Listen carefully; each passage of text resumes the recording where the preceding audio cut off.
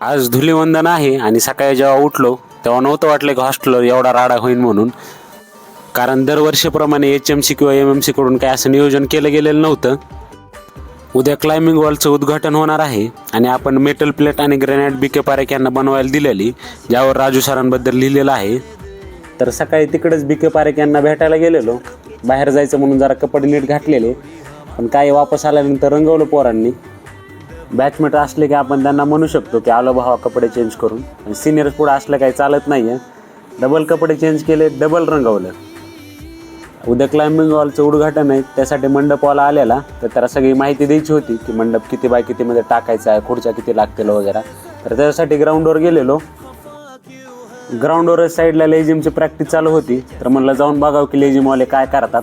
तर तिथे त्यांचा वेगळाच राडा चालू होता. गेल्या गेल्या काय कळायच्या आत्ता आम्हाला मदत घेतलं.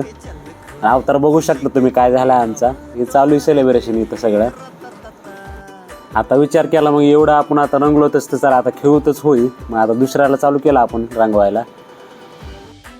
काल मित्र आलेला हॉस्टेलला, तो सध्या सोलो ट्रॅव्हलिंग करतोय आणि उद्या मुंबईला जाणार आहे. तर मग संग जेवण केलं. तो माझ्यापेक्षा वयानं मोठा आहे, त्यामुळं सगळं बिल ऑब्व्हियसली त्यालाच भरावं लागलं. संध्याकाळी सरचा कॉल आलेला की मंडपाचं काम थोडं बिघडलं आहे, येऊन बघून जा. आणि तिथं गेल्यास काय आलं की मंडपवाल्याकडून काही चुका झाल्या तर त्या नीट करून घ्यावं.